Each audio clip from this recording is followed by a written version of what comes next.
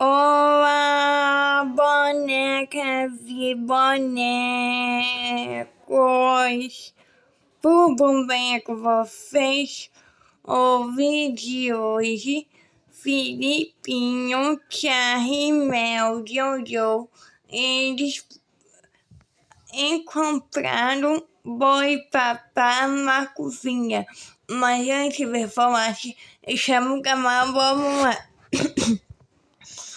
E Filipinho, meu Jojo, cadê na cozinha? Boi bem, eu também. Você que vai fazer? A gente pode comer uma coisa, né?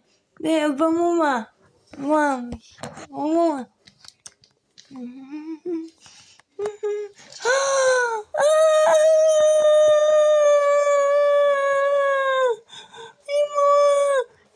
Irmão, que foi, Charlie? Que foi? Vai, papá. Que medo, vou comer. Ai, que brinca eles brincando. Que foi, irmãos? Filipinho e Charlie. Boi, papá. Boi, papá. Ai, tô com medo. Nossa. Que foi, irmãos? Olha aqui, Jojo. Boi, papá. Boi, papá. Meu coisa, gente, por favor. Não sei, eu vou bem. Eu vou sentar. Venho.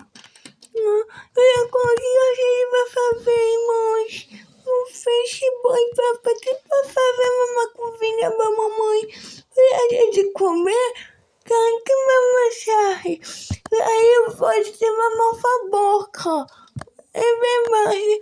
Olha pra mim, é um boi papá gigante. Que bebê, uma cozinha. O que foi, fiança? Mamãe, olha! Ai! É um boi papá gigante, uma cozinha! Que vai fazer, mamãe? Não sei, deixa eu ver. Mamãe. Um boi papá gigante! Olha pra mãe dele! Vou tirar pra você. Boi papá gigante! Por favor, vai ter. Não sei. Ele vai comer a nossa casa? Vai cair com ovo? Não, Bianca. Eu não pedi pra falar desse boi papá. Pra saber motivo. Ele vai chamar a gente. Calma, Bianca. Eu vou pedir vocês 4. Boi papá fazendo uma maquiagem.